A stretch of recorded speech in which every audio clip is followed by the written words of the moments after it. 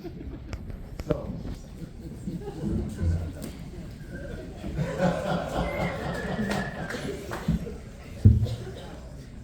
Actually, my birthday was August 3rd.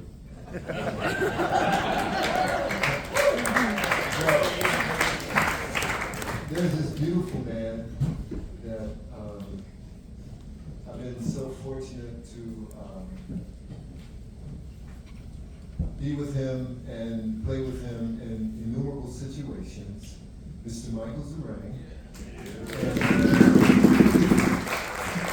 And so actually, we're celebrating 35 years of doing our Winter Solstice Concerts. And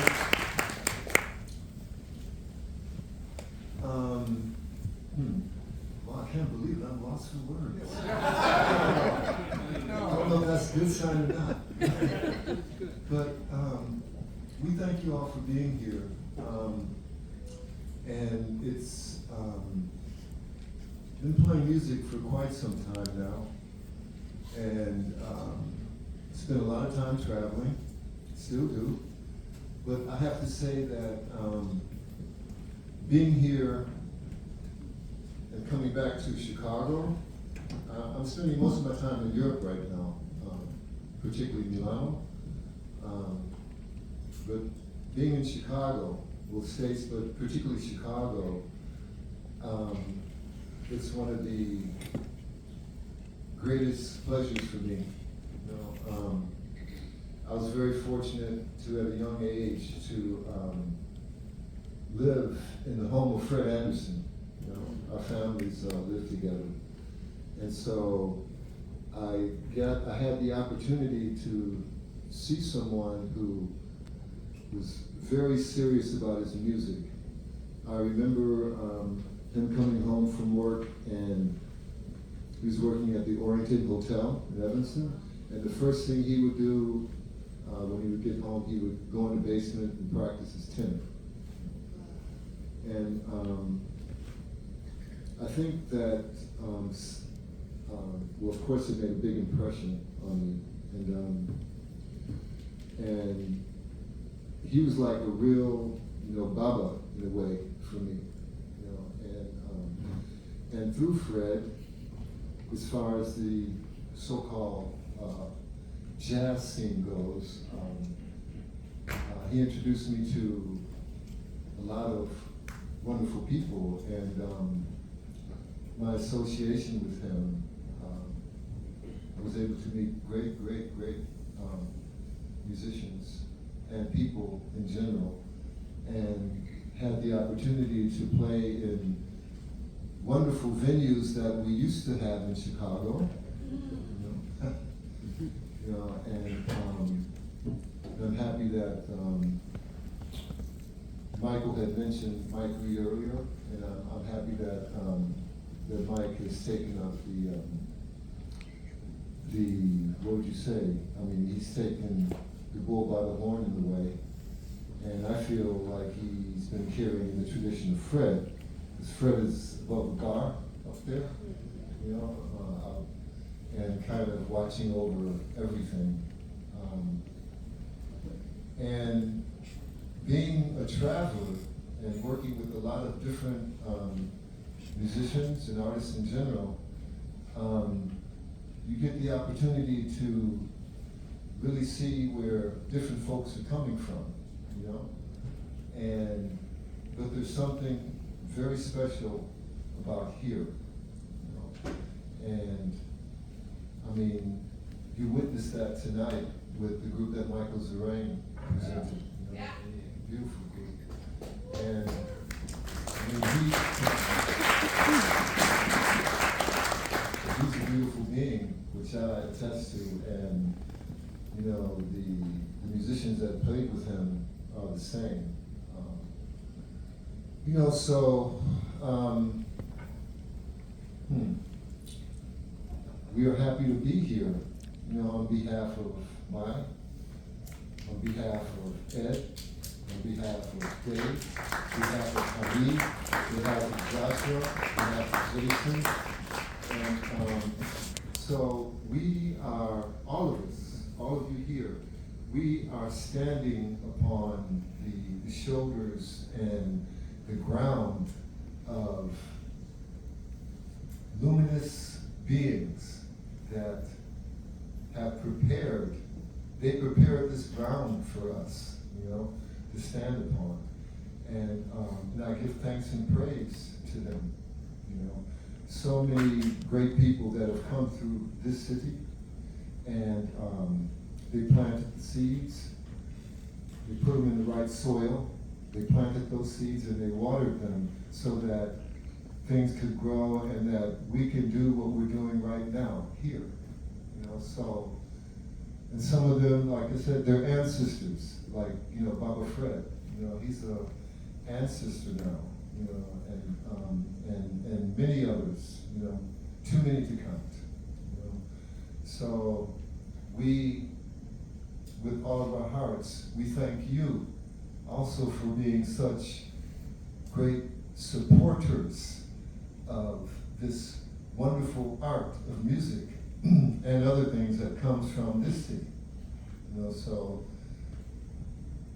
I bow to you, and thank you very much for being here tonight. And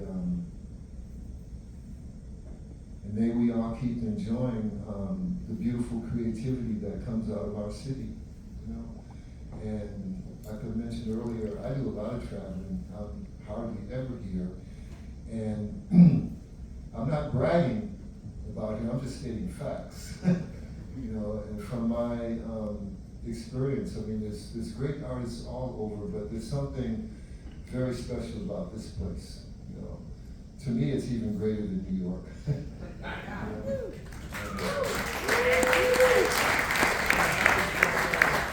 You what? We have Alex for our garbage. So Michael wanted to do this thing. I turned 70 on August 3rd. I'm not sure what that's supposed to feel like. I said, man, why do you want to do this? He said, no, man,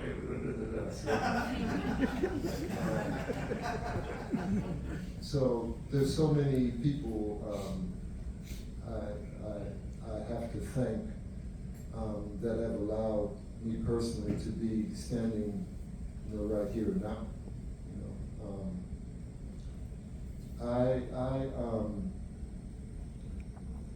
I had two mothers and two fathers.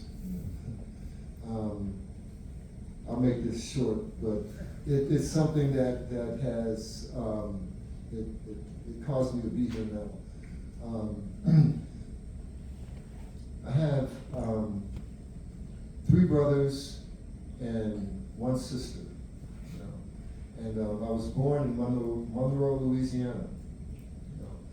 And my mothers, they came from a family of 12 kids born in McIntosh, Louisiana. Okay?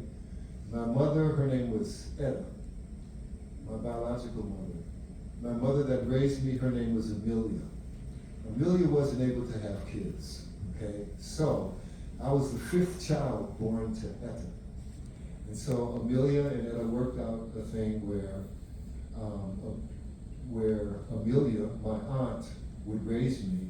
And that's how I was brought here to Chicago. And my two mothers, they weren't twins, but they looked so similar to each other. So if it hadn't been for the love that they had, for each other, I wouldn't be here, in Chicago, and my life would have most likely been completely and totally different. But because of these two amazing women, my biological mother and my aunt, they were so close. They were the two youngest of this large family, and the compassion that my biological mother had for her sister, so that she could have this child to raise. That was the thing that caused my life to go in the direction that it has gone. And if it hadn't been for that, I don't know what I would have been doing. So I give thanks and praise for my mothers, you know, and my fathers were great also. You know, my biological father was a Baptist minister, you know, and my father that raised me, he was simply a master of many things. Him and Fred Anderson were the best of friends, and when I wanted to start playing music, there was no objection from them, you know. And because of the situation that I was given to them, you know, they treated me with the highest love. The highest, because they both felt, my father that raised me and my mother that raised me, they felt so fortunate to have a child to raise. You know, so they poured immense, immense, immense love upon me. And I bow to them. They're ancestors now, but I bow to them. You know, and like I said, if it hadn't been, first of all, for these two beautiful women, Amelia and Etta, who gave me, you know, whatever it was to be here and to do this now. You know? So every concert that I do, I think about them, you know, because my source is from them, you know, from these two amazing women, you know, who okay, my born name was Lawrence Burton Fremont Johnson. Right? But when I was adopted by Amelia and Henry, I was given the name Henry Lawrence Drake Jr. III. You know? And Hamid came later from a great teacher that I had. So we have to tip our hats always to the ancestors, you know, and to the people that have given us what we need at the right time to be able to be in the place that we're in and do the things that we do.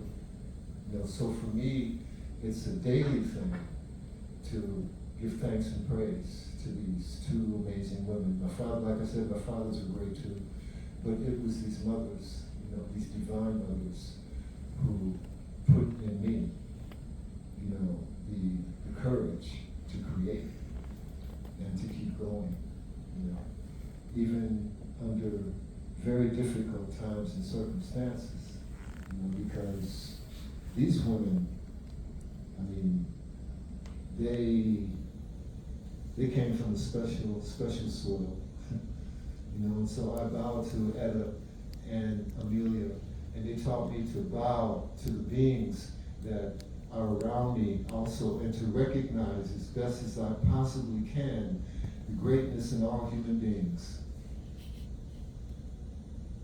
Because all of us have something great, even if it appears to be not so. You know, we just might not see it. Even Donald Trump has something great. Yeah, we all got bamboozled and fooled. You know? So that's a great thing to be able to do that. We're laughing. It's true. So thankful to really be here to do this. I'm thankful to Michael Zerang and I have been doing these Winter Solstice concerts now for 35 years. And, I'm thankful to have him as one of my best friends. You know? Actually, I knew Michael's family, his mom, his dad, his three brothers, before meeting him. You know?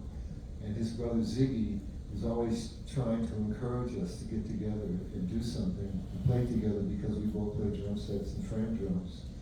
But we were always like, nah, maybe another time, I don't know. You know? I used to rehearse at Michael's family's home. You know, his mother would cook food for all the musicians that would come there and rehearse and record in the basement. You know, this was of course after Michael, you know, had moved out. You know, so I was deep friends with the Zerang family ever before meeting Michael Zerang. You know, so they kind of set the ground.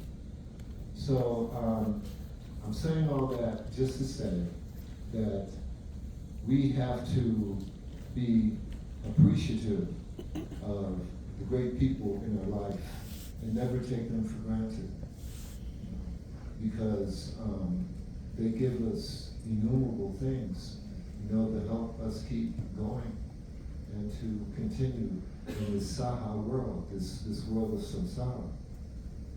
You know, so, and you never know who the person is that's sitting next to you, and what they have to give and offer you.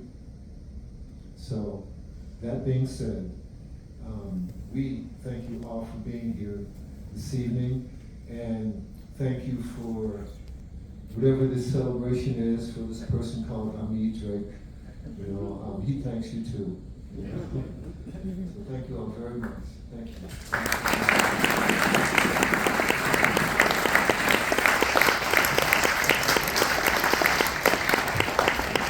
One more thing.